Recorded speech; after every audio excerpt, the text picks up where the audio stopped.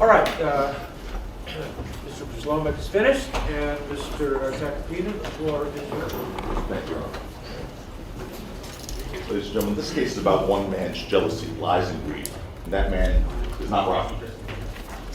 That man's Terrell Efron, or you've heard the name Relly.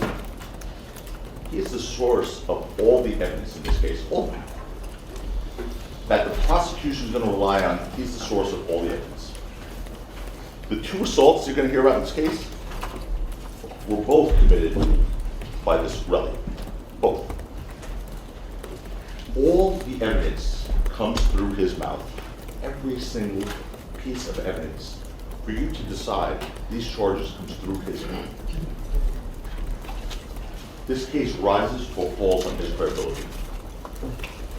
The videos you saw without his testimony proves absolutely nothing. You need to believe his testimony and his version of events from the video for these charges to be proven. The last thing the district attorney said on his opening statement to you was, don't leave your common sense at the door or use your common sense, something like that. Please don't leave your common sense at the door. I implore you to use your common sense in this case. Look, I will address the credibility of Relly in great detail later, what the evidence will show you. But first, let me begin explaining the purpose of an opening statement, what we do here. Opening statements are really lawyers giving you a preview of how we believe the evidence is going to show you, come in. How it will unfold in this case, but it's more than that, actually. It's a promise to you. It's a promise from us to you. It's a promise that what we say is going to be proven is actually proven. And it's not like one of those politician promises. You know the politician promises, right? If you vote for me, I'll lower taxes, I'll make it safe, unemployment will go down, all those great things that politicians promise, and then based on those promises, you vote. And then you hope they fulfill those promises. Not here. Here, both sides make promises to you right now. You get to see if we fulfill those promises, and then you vote. That's the difference. Ladies and gentlemen, you represent the state of California, the people of the state of California. It's an awesome burden. And there's no greater service a citizen of this country can do than serve in the military or do what you're being asked to do right now. Stand in judgment of another person in a matter of such great importance. It's an incredible burden to bear. But that's why the 16 of you were chosen. There were 106 people here. You made the cut because you all, and even the alternates, assured us that you could carry out that burden fairly, impartially, without a bias, without a closed mind. Listen to the evidence carefully before rendering your decision, you promised. And to base your decision only on the evidence, not some preconceived notions stemming from the nature of this case or what you may have read or heard. This is entirely arguable. But just on facts. And to abide by the basic tenets of our Constitution, proof beyond a reasonable doubt and a presumption of innocence. And they're not mere technicalities, instead they're the backbone of this country. A person is presumed innocent, the judge straight told you. And it means he is in fact innocent until and unless the prosecution proves otherwise beyond a reasonable doubt. A reasonable doubt, the judge will give you the law later at the end of the case. But it's a doubt that will cause you to hesitate in a matter of importance in your own life. I submit to you the decision you make in this case, at the end, will be the most important decision in the life of Rakim Mayers and his family. And I'm confident that if you apply the standard and hold the prosecution to the burden of proving each and every element of both counts, beyond that doubt, the reasonable doubt, this will work out. And that's why the 16 of you was one jurors. Look, this is serious business, and I just want to tell you one last thing before we dive in. I just didn't some jurors, some people, when they become jurors, forget. No one here is going to, both sides are not going to ask you to do anything you don't do in your everyday life. No one's going to ask you to do anything when you're assessing credibility, when you make determinations of credibility. Nothing you don't do in your everyday life. Whether someone's telling the truth, whether they're lying, whether they're mistaken. Just bring your everyday life experiences, and you'll be the best jurors possible. There is no magic formula, there is no elixir, and as you now know, there is no jury school. Use your God-given common sense in looking at this evidence. I know that will package you this case. Ladies and gentlemen of the jury, my name is Joe Tacopina. I, along with Sarah Kaplan and Chad Siegel, have the absolute honor and privilege to represent Rakim Mayers, known globally as A$AP Rocky. The evidence will show you that Rocky was a self-made man, risen from the most humble beginnings to extraordinary successes through work, dedication, and artistic Your Honor, brilliance. this is argument is also irrelevant. Overruled. What is said in opening statement is not evidence. What is evidence is what can be proven. May I say? Sorry. Sometimes things are said in opening statement that cannot be proven and are not proven. Sometimes they are. That's what this case will be about. Remember my promises. I'll remember theirs. When we talk in a few weeks on closing statements. I remember the DA put up a slide in the opening. It's from Harlem, a picture of him and Rihanna. Talked about when he was a teenager. I want to do the same thing. You'll hear he was born in Harlem, like they said. He was raised in poverty. Your Honor. You'll hear that Same, Your Honor, the same objection. Stop. Overruled. You'll hear about his upbringing, his mother and his siblings, and how he overcame. Overcame with hard work, with dedication, and with talent. Mr. Rocky is not only a... Hold on. I do want you to stick to what you, the evidence will show. Yes, sir. I do believe the evidence will show that, but I'm going to get deeper into these facts. But what the evidence will also show is he's not only a celebrated artist and a fashion icon, he's a man who raised a beautiful family. That's the district attorney put up the picture. His significant other. Your Honor. Sustain. You got to get to the facts of the case. You're going to hear the stark contrast in two individuals. Rocky on one side, Pharrell Efron on the other side, known as Relly. He represents a very different narrative. The evidence will show you that this Relly presents himself to the world as a wealthy, successful man. Source lighted, he's a recording artist, businessman. He flaunts a very lavish lifestyle on social media. He poses with luxury goods. Your Honor, the same objection. None of this is evidence. Evidence will show you this. None of this is evidence yet. There's no evidence on both sides. Posting pictures of himself with large sums of cash and whatnot. It's fraud. He is all about a money grab. The truth is far different. And you're going to see this extravagant lifestyle that this really flaunts is nothing more than a fraud, built on not on success and hard work, but upon criminal activity. Ladies and gentlemen, this case is all about money. I've said it once, twice, I'll say it a few more times. The evidence will show you it's nothing more than a money grab, nothing more. A clear attempt at extortion by Relly so he could keep funding this extravagant lifestyle of his that he presents to the world. You're going to see the only reason we're in this courtroom is because Rocky would not agree to be a victim of another one of his crimes. That's why we're here. Because Rocky said, here's some money. We're not here. He doesn't go to the police. And even after he went to the police, if Rocky gave him money, we're not here. It's not about justice, it's about money for him. Period, end of story. And I will show you that. The evidence will make clear that Relly is trying to leverage a fabricated story to extract money from Rocky, using lies to support these claims. The evidence will show you that Relly is a blatant perjurer, someone who takes an oath, despite that oath lies. The evidence will show you, and you will see him commit perjury right before you in the school. And you'll see how important that is to this case. Because the evidence will show that despite all the evidence they claim to have, all of it, and I mean all of it, will rise and fall on the word of Relly and his credibility. Period. End of story. You will see if you can't believe him, the prosecution's case fails.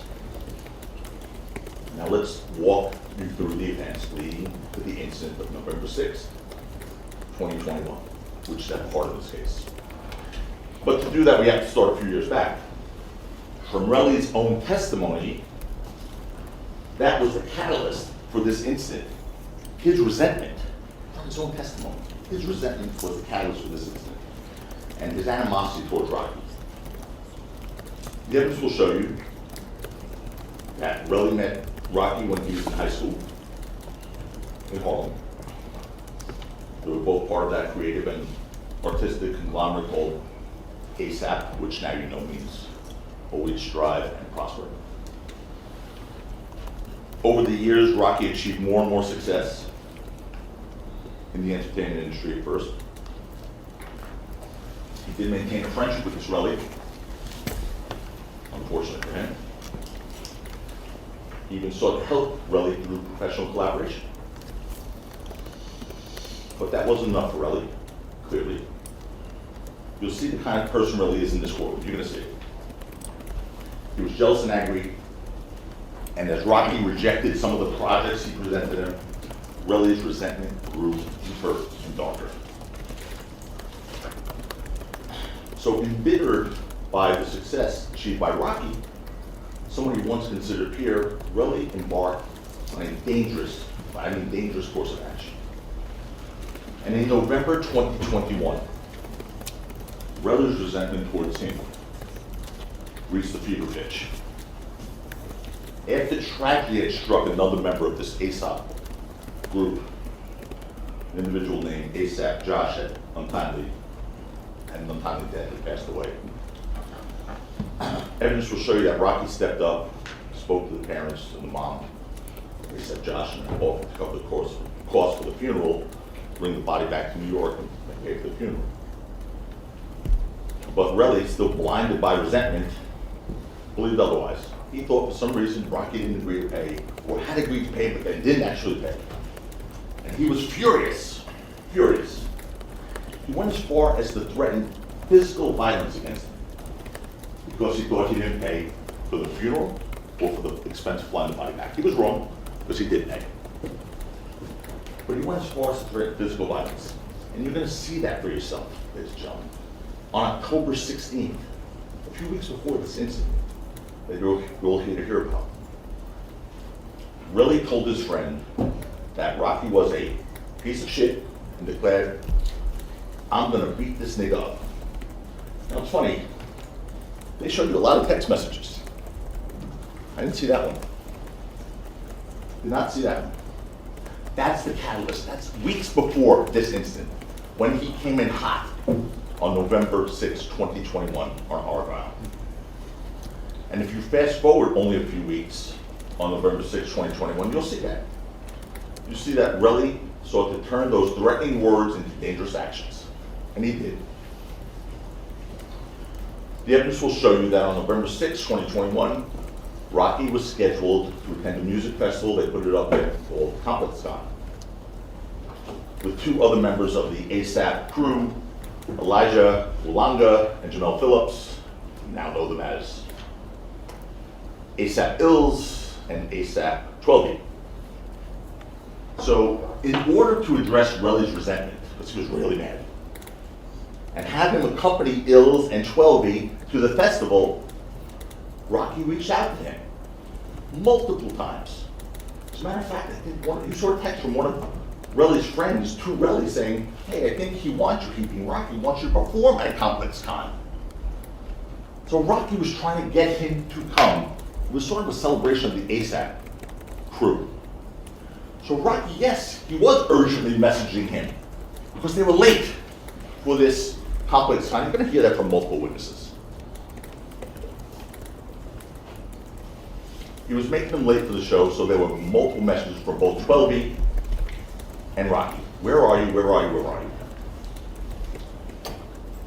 However, you're going to learn that although Relly, because Rocky had reached out to Relly to make plans to meet at his hotel, and you're going to learn, however, that Relly said he was staying at the Lowe's Hotel, who was in fact staying at the Lowe's Hotel, lied to Rocky and said he was staying at the W Hotel. Why? Because he wanted Rocky to think he was staying at a nicer place, according to him, which is consistent with his pattern of showing off a phony, extravagant lifestyle. But also consistent with his pattern of lying. You'll see Relly committed perjury about that exact reason. And despite Rocky's best intentions, the evidence will show you that Relly was angry when he agreed to meet Rocky that day. And that anger came to a head when he encountered Rocky on the street, outside of a parking lot, on Argyle Avenue, leading to a brief altercation that took place on the street, which you saw a clip of, a very short clip of. You'll learn that Relly claims Rocky instigated, Relly, by the way, is twice the size of him, but we'll get to that. Relly claims that Rocky instigated the altercation, but the evidence will show you it was Relly who was the one looking for a fight. And you'll hear about Relly's day in the hours before meeting Rocky. You'll hear what happened in that day, independent of Rocky in that day. You'll hear Relly's claim that Rocky pressed a gun to his stomach, to his chest, and his head. But the evidence, the independent evidence, the stuff that you don't need Relly's word for, will show you otherwise. Fortunately, the video evidence from the parking garage captured the incident. And that was the lie to Relly's fabricated story about that. The video will also show you who the real aggressor was here. It shows you that Relly approached Rocky and reached out first. It was Relly who made the first physical contact. You're going to see in a second. The DA said that Rocky was the aggressor. There's a video there. It also shows that what followed was a very quick scuffle, again you saw it, with Relly making physical contact and pulling Rocky towards him. Not Rocky pushing Relly, who outweighs him by almost 100 pounds.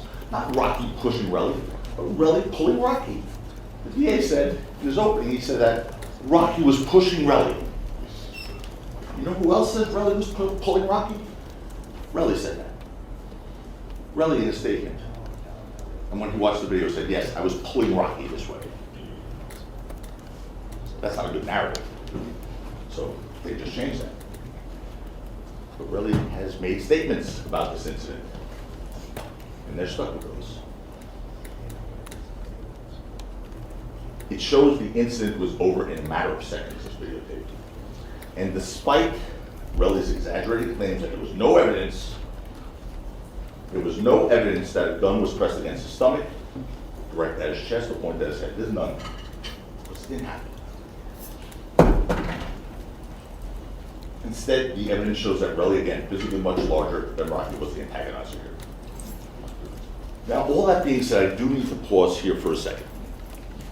I need to pause here for a second and address the very thing that serves as the basis for Relly's fabricated story. The video that you saw, the first video, shows Rocky holding an object what appears to be a gun. And Relly seized on that and manufactured his extortion claim. And we'll get to the extortion in a bit. And remember, this is a promise from medieval. We'll see extortion. And if I'm not good on my promise, you'll hold it against me. I want you to. The evidence will make clear that the object Relly alleged was a firearm was absolutely nothing more than a prop gun. The DA ended his opening statement saying, 12B will tell you that. He'll testify on behalf of Rocky and tell you that. Not just 12B. multiple witnesses will tell you that. Not just 12. Multiple witnesses will tell you that that was a prop gun.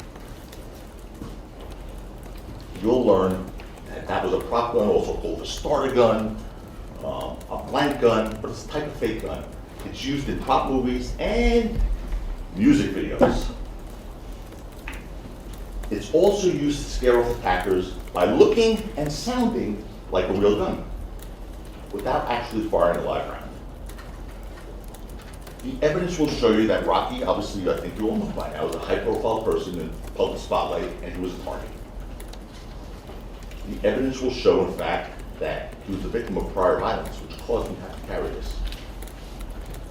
Victim of home invasions, victim of a stalker at that time, in November of 2021, victim of a slashing on his face, which he still carries with him today. This, Your Honor, well, this is going- Your Honor, there's been no.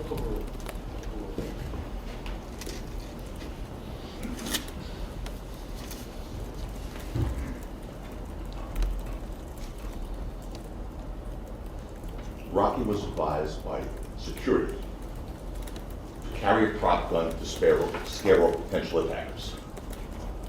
And by the way, folks, listen to this one. Rocky was licensed to possess firearms and licensed to carry firearms in November of 2021. He was licensed by the state of California. He could have legally had his own firearm. He didn't want to carry a real gun, though. Despite his ability to do so legally, he didn't want to carry a real gun. For fear that he would either injure someone or himself. Again, I want to repeat that. He didn't need to hide a gun, carry an illegal gun. He was licensed to carry a gun in this state. So you're going to learn that in July 2021, a few months before the incident with Relly, Rocky was in a music video with Rihanna that had prop guns in it. The evidence will show you that Rocky took one of them, which he carried as a security measure, as he was advised to do to scare off potential attackers. And that's exactly what he tried to do with Relly on November 6, 2021. Unfortunately, you hear that Relly was not to be deterred, not scared, because Relly knew that that gun wasn't real. There will be evidence to that effect. And all of Rocky's friends knew that Rocky carried a prop gun for safety. All of them.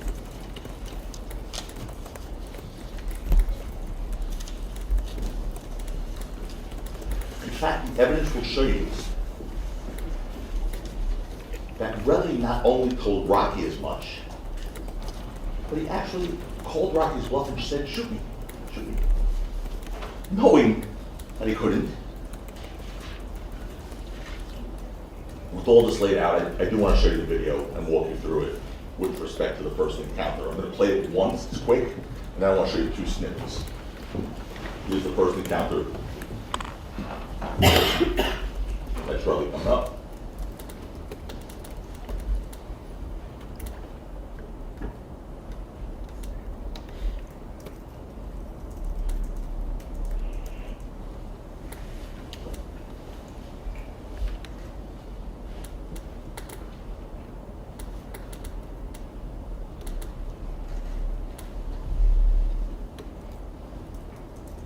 Okay, now, there's 2 things I want to play for you in there. The first thing is, the first person to raise a hand to anyone is Relly. You're going to see when he comes up, initially, that's him, you all agree, in those black pants coming up. First person in the video. You'll see he goes with his left hand. He raises his hand first. Play that one snippet, Eleanor, please. Boom. Do it again. Boom. He comes up with that left hand before Rocky raises his right hand. And how do you know that? Play the next clip, please.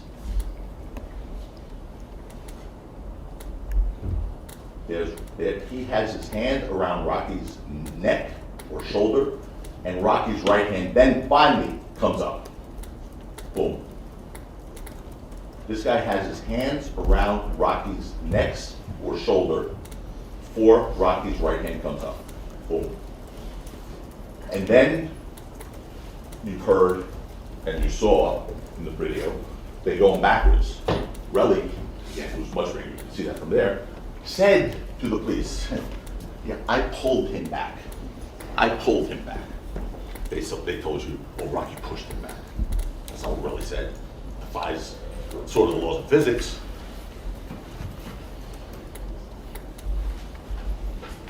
He outweighs him by almost 100 pounds. Relly pulled him back.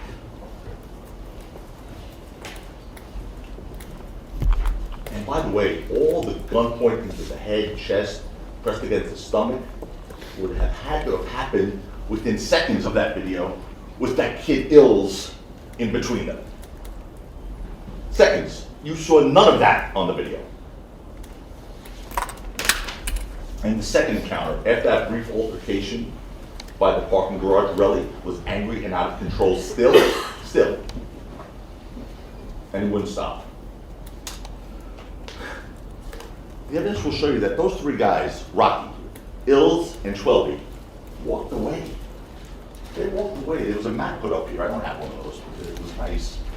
It was a map showing where the first thing happened, and then there was a block, and then walk around the block where the second thing happened. That guy followed them around two corners. Around two corners,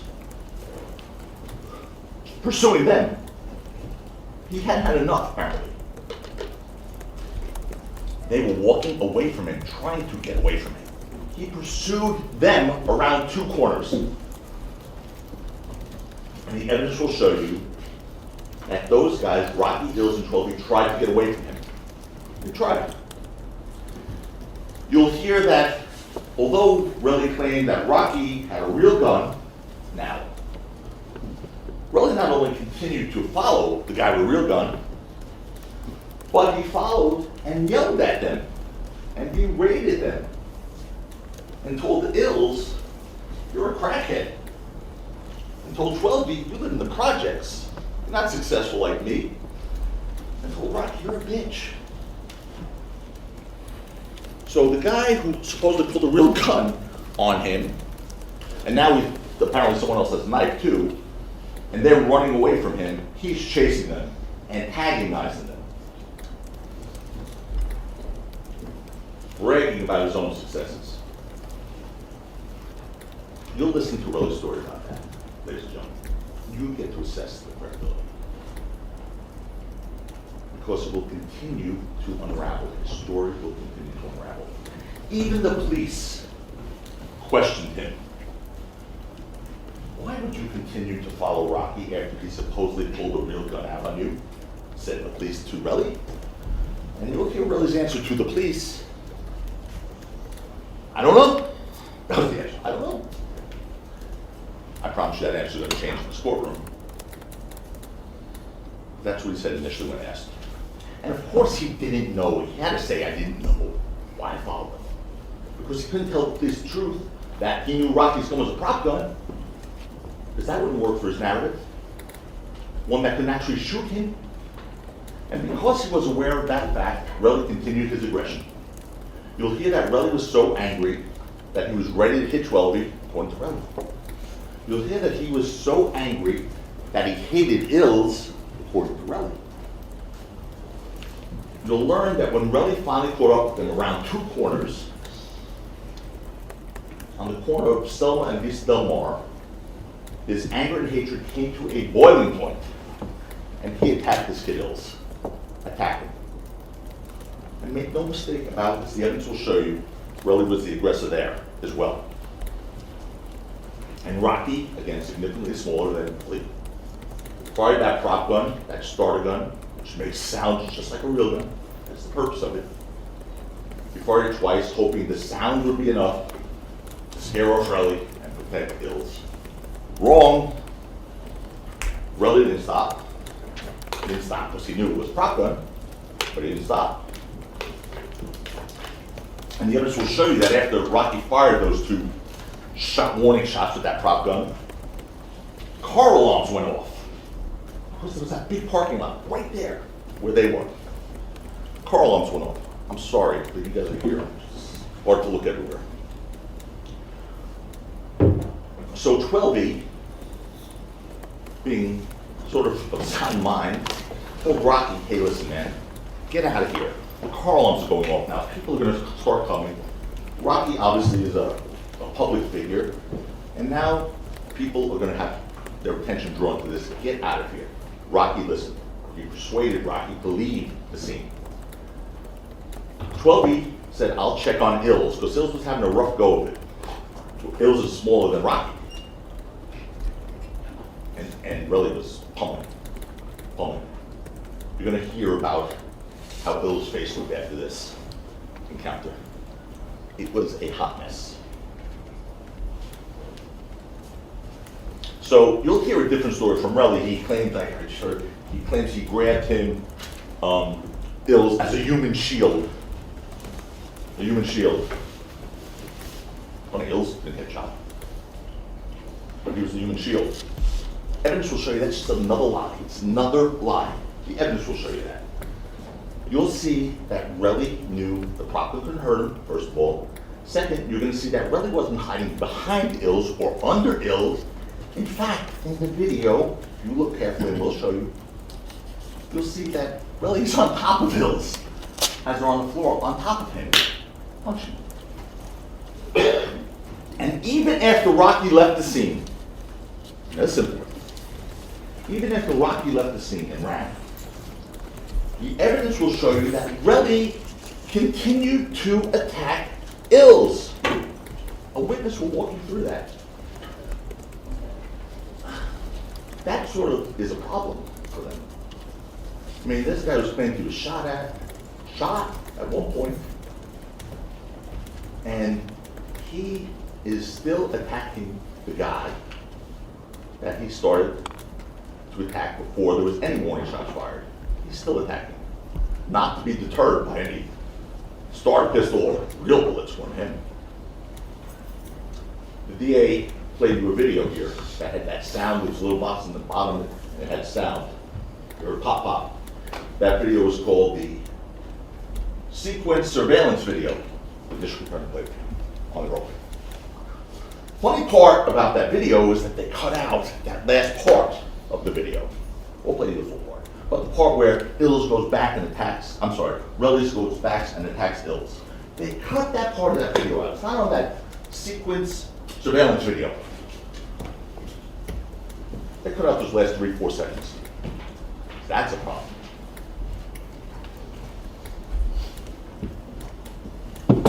Now, this altercation, like the first one around the corner, was also captured on video, but as you saw, that thing is not clear. And I saw some pictures up here earlier. It looked like aliens or something. But it's not clear, but you can make some things out.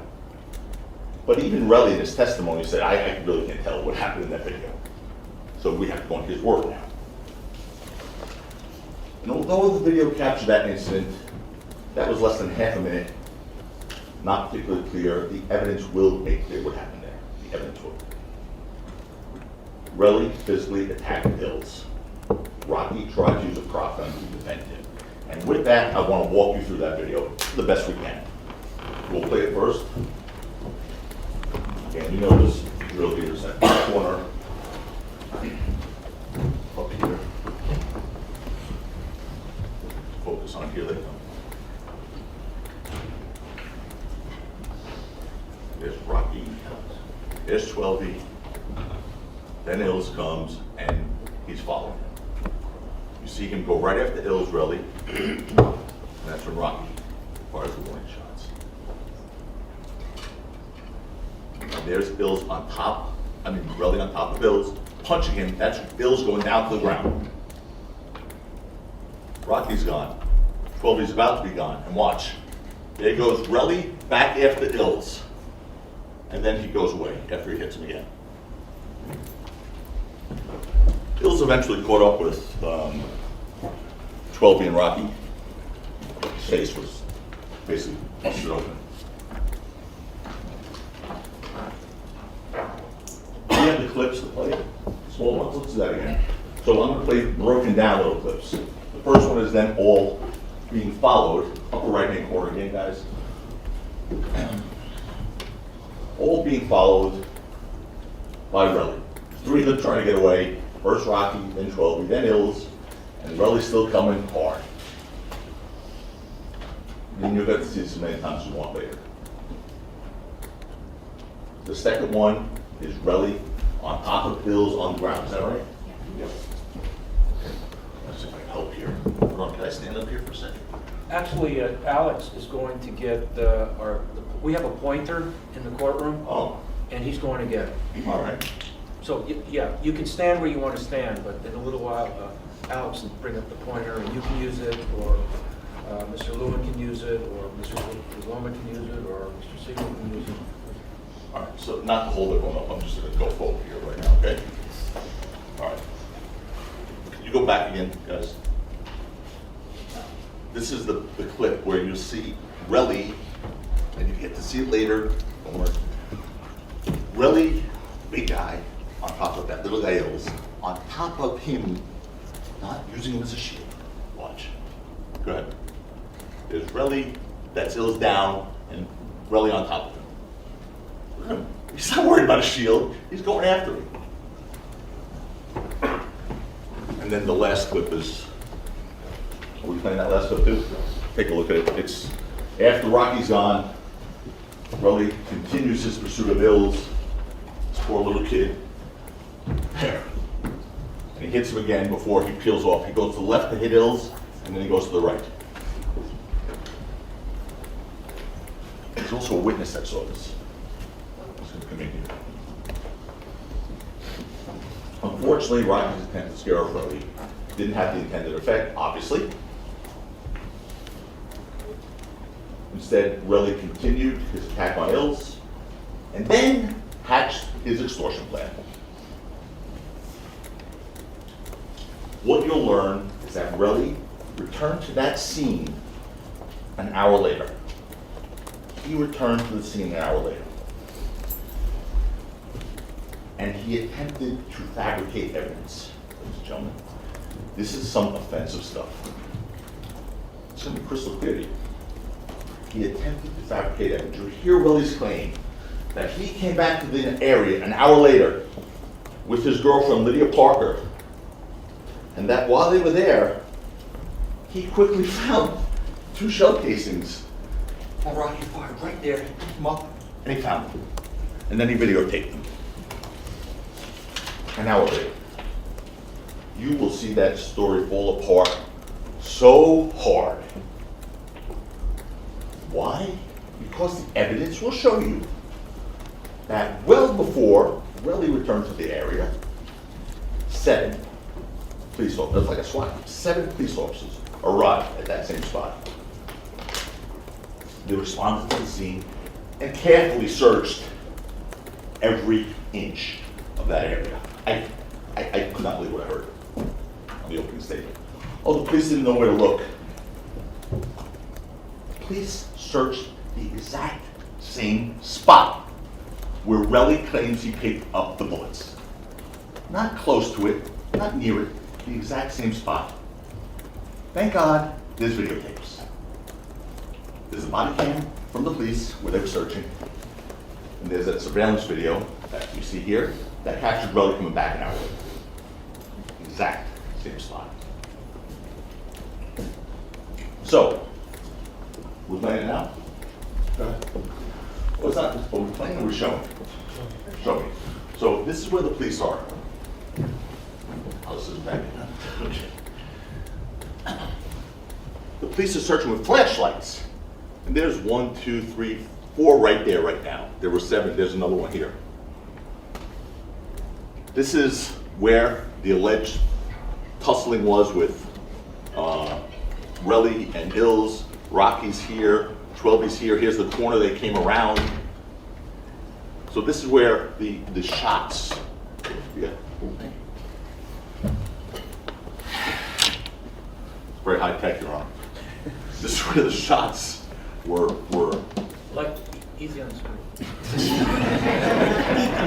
This is where the shots were discharged according to Relly, right here. Okay, right here. Look at where they're searching. This is where Relly, as he comes back an hour later and picks it up, and here's the landmark. Look, this is the corner that they all came around, right here, and this is where it all started. And here, there's that opening right here. See this big orange, red, whatever this thing is here? Look at the picture below. Okay. That thing there is that thing here. That opening here, this is a big orange thing. I mean, you can't really see this well here. You'll be able to take these with you later. This is that orange thing. Go back up again, guys, down to the other one. This is that orange thing. Directly across a few feet there is where they're searching. Go down. Directly across a few feet there is where they're searching. You know where that is? That's really an hour later. According to the police, they captured that surveillance video. That's him an hour later coming back to retrieve the bullets in the exact same spot at the, go ahead up. The cops were searching with a flashlight. And the cops weren't there looking for, they didn't know what. The cops were there looking for shell casings because they were called in for shots fired. So, what the police officers searching that scene found were no shell casings, no bullet fragments anywhere, and they were there. 7 officers with flashlights searching everywhere. No shell casings, no bullet fragments, no damaged property. Understand, there was a parking lot full with cars right across from where this alleged shooting was, a real ones, right? Not a window broken, a tire popped, a dent in a piece of metal. No damage to any vehicle at all. Absolutely no sign of a real gun being fired, as one of the police officers on the scene said. I repeat that. One of the police officers on the scene said, there's no evidence of a gun being fired. But still, they're going to ask you to believe Relly, who miraculously found them in the dark an hour later after 7 trained officers with searchlights in the same exact spot couldn't find them. So much for the officers didn't know where to look. They were right in the same spot.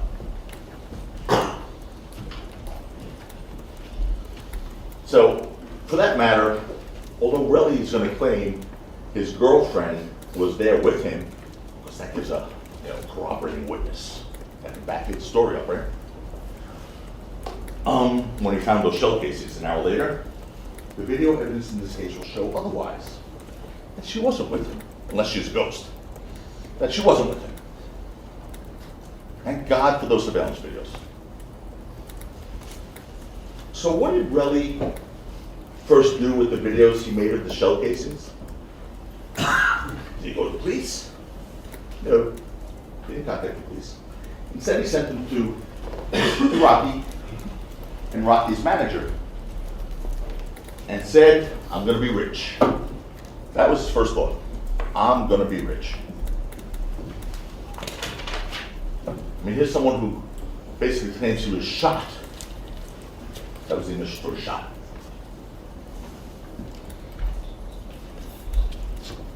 He miraculously recovered the evidence from the crime scene that the police couldn't find.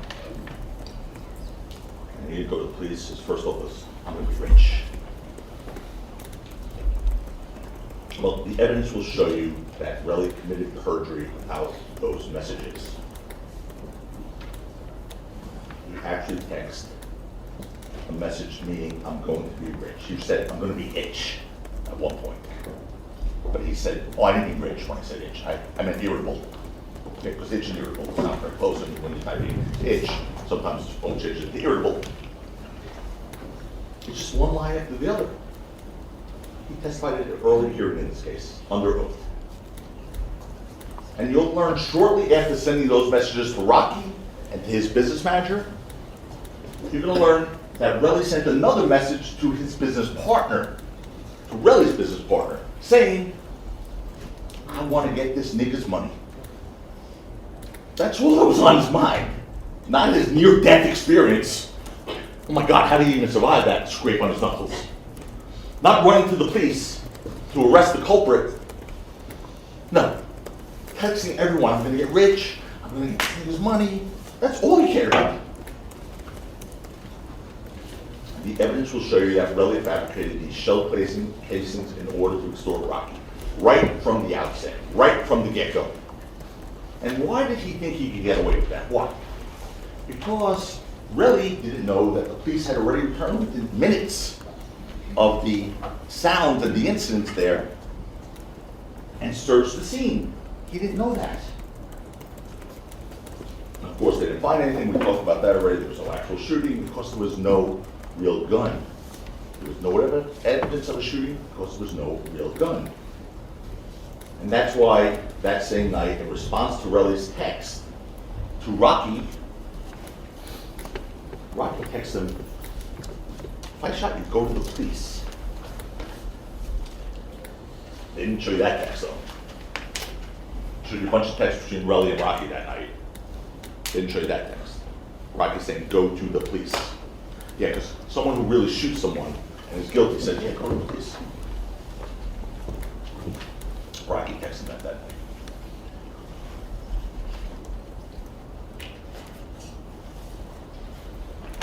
But of course, he didn't go to the police. That was not on his mind. You'll hear what he thinks of the police, this Relly. After his immediate efforts to extort Rocky failed, because he just wanted to get rich, he wanted to get that, need his money, as he said. When it didn't work, he said, okay, I better go get a civil lawyer. After he tried on his own to get the money, let me go get a civil lawyer to try and get money out of Rocky. And you'll hear that because the civil lawyer would only take his case if he went to the police. Relly then went to the police 2 days later. 2 days after the incident, he finally goes to the police. And you'll learn of the inconsistent statements he made to the police because he couldn't keep his story straight. It is all over the place. You'll hear this ridiculous claim, like the one about him being shot. You saw that picture. The supposed proof of him being shot, the knuckle scrapes, the superficial knuckle scrapes across his knuckles, which are consistent with him doing what you see in the video, attacking somebody, attacking pills. That did not feel good, by the way. But attacking somebody and punching and scraping a knuckle on the ground. What kind of bullet does that? Hits one knuckle, bounces down, hits another knuckle, bounces down again. I mean, it's ridiculous that he said that. He got shot. That was his first story. Now you hear that backed off way off that thing now. You'll hear his ridiculous claim about that injury, that it was a gunshot wound that required medical attention, he first said. Of course, now the DA just said to you, oh, you don't have to decide at the end of this case if you got shot or not. You don't have to decide. Don't worry about it. Not that easy. Not that easy. You do have to decide because his credibility is at issue here. You have to decide if he was lying, if he was embellishing, if he was making up a story to get money. So if he says he got shot, and you find he didn't get shot, you do have to decide that. Relly at this very moment has a civil lawsuit against Rocky, seeking millions of dollars. Ready? $30 million for the knuckle scrape. $30 million. It's not a lot of money. Not just. Oh, he also claims that he has a permanent disability. Permanent disability from the knuckle scrape. I mean, he lies about almost everything in this case. He swore that he has a permanent disability. You're going to see an Instagram video of him with that permanent disability, showing his manicured hand, turning it around with his Rolex watch on. Permanent disability. It is offensive to a different level. He even claims he went for necessary medical treatment for his injury to a hospital, but not here in LA, where he was shot. He waited to fly all the way from California to New York to go to a hospital many days later, after getting a civil lawyer and being told by the detective in this case, really, you should go to the hospital, not to make sure you're not going to die, not to make sure you don't lose use of your hand, not to make sure your knuckles heal. The detective said, you should go to the hospital for this case. The detective, it's going to be undisputed, told Relly to go to the hospital for this criminal case.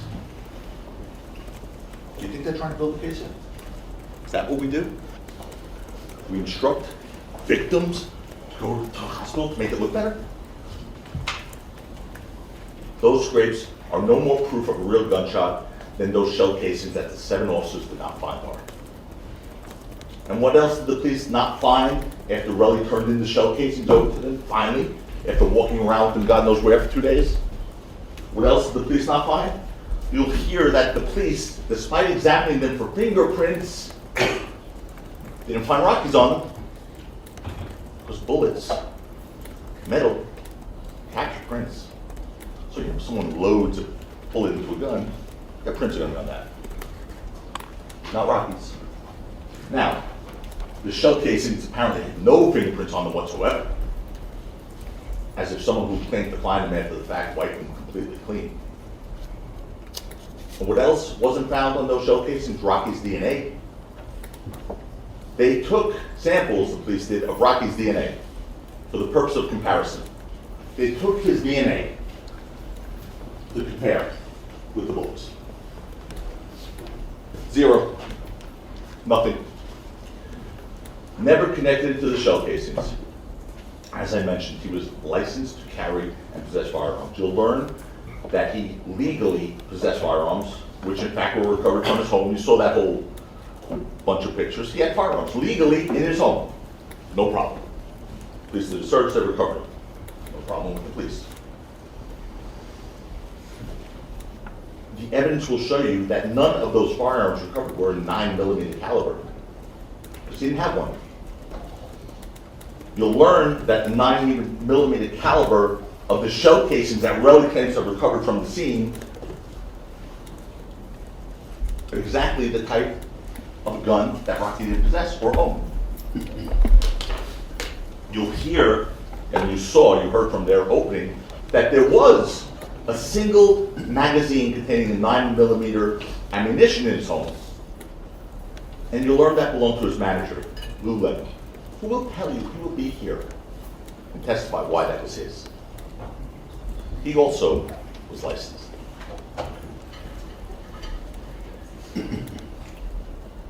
Most importantly, though, when it comes to this little issue of the bullets recovered by Relly, that didn't have Rocky's fingerprints, the police missed, and all that stuff, and the 9mm ammunition recovered in Rocky's home, that one magazine, 5 bullets or whatever, most importantly, you're going to learn that the shell casings were completely different than the ones that Relly said he found at the scene and gave to the police. Completely different.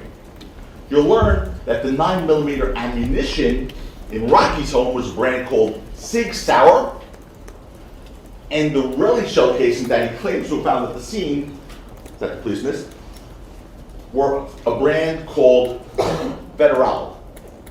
I'm going to show you the difference. I'm going to show you the pictures.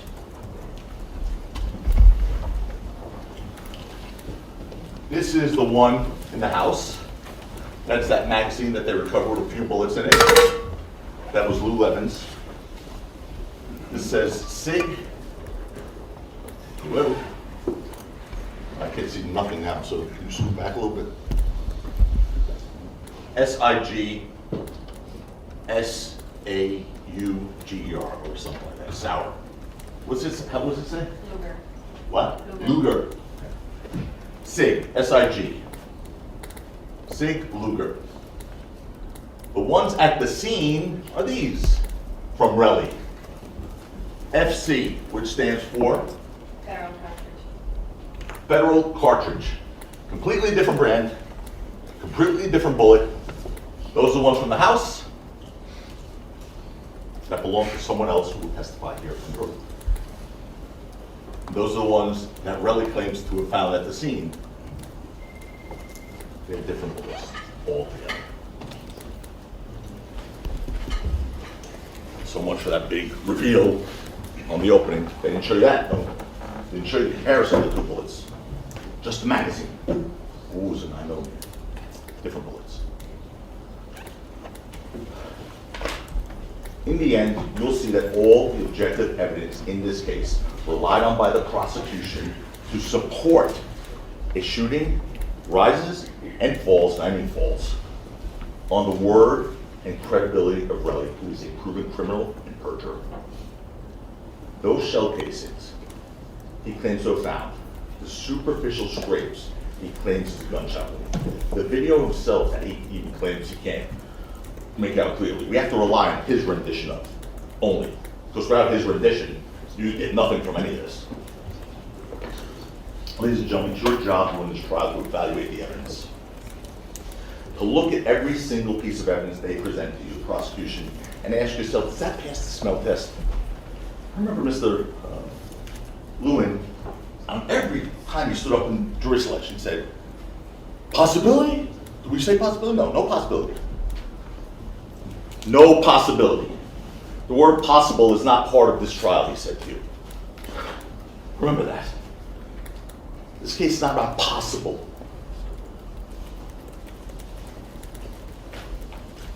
It doesn't pass the smell test, and you have to ask yourself that. Does it?